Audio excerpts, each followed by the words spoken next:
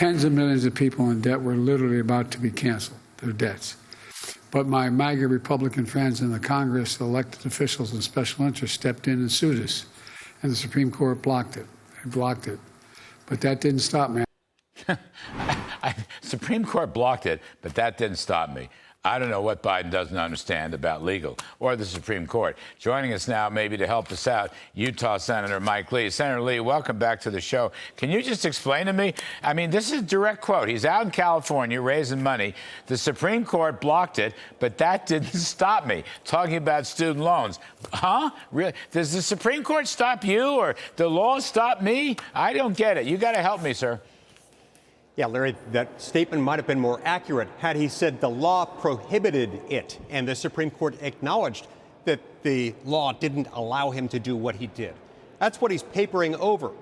He's also papering over the fact that once that happened, he then came up with another, also really sketchy basis for just changing an entire government program. Now, keep in mind, this isn't just about forgiving a few loans. What he's saying, basically, is that he's going to make other taxpayers pay for everybody else's higher education debts without Congress making that decision. Now, if we decided in this country to socialize the cost of higher education, to give everyone a free higher education experience paid for by U.S. taxpayer dollars, that would be one thing.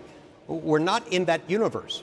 And so he can't just utilize his vast powers as president of the United States to decree this. This is taking money away from the American people at a time when they can't afford it, at a time when the average American household is having to shell out an additional $1,000 every single month, month after month, just to live, just to put a roof over their heads and groceries on the table, gas in the car. And he's making it worse by doing things like this, that he's not even authorized to do by law. Let me go to a somewhat different subject, but it's still on the generic issue of breaking the law, Senator Lee. We know that the president has plenty of executive authority. He took away the Trump policies of remain in Mexico and Title 42 and other things. He could put it back. But we also know, in fact, we heard this from Vivek Ramaswamy last night. We know that the president or any executive has a decision to deport. Right, to deport criminals, for example. We even have the mayor of New York, Eric Adams, now, who's saying maybe we shouldn't have sanctuary city, at least for convicted felons. You're a lawyer. What do we have, the United States has, does the president have the authority to deport criminals or to deport illegals? Is it already on the books? Larry, not only does he have that authority, he has that obligation, that duty.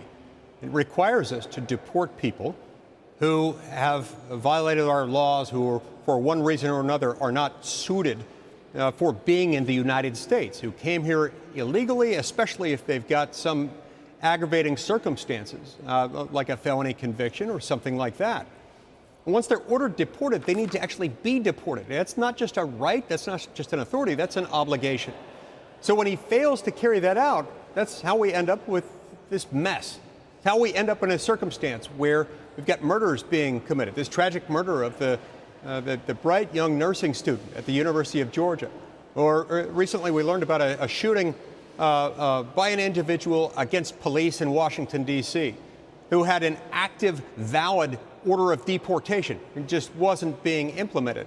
When they choose not to enforce the law over and over again, they are violating the law. They're allowing the law to be circumvented, and they are enriching the international drug cartels to the tune of tens of billions of dollars every year while flooding our country, not only with 10 million illegal aliens, but enough fentanyl every year that does, in fact, kill 110,000 Americans, and that if administered in the right doses, would be enough to kill every single American. So, okay, of course I agree with you, but I guess what I'm asking is, can you, or maybe you have, and other conservatives in the Senate, actually stepped up and put out there a deportation bill, or let's just say a resolution that includes current law on deportation? Because President Trump is going to go there. You know that. He should go there. You know that, too. I think that's what you're telling me right today.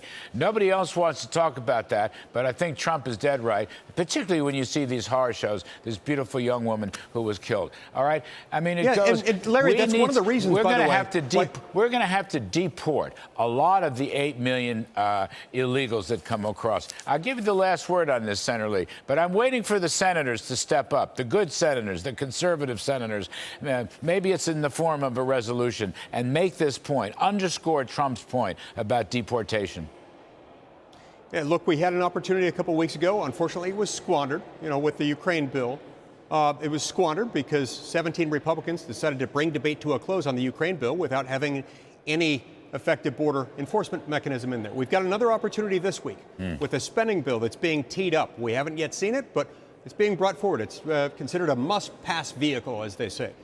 We could insist right here, right now, that in order for us to pass this measure, we're going to demand that they pass H.R. 2, the border enforcement mechanism passed by the House. We should do that. Right. And if we don't do that, we're allowing this thing to be perpetuated. Even though the president has this authority, H.R. 2 would give additional tools that would make it even harder for the president to allow this to go on. I got it.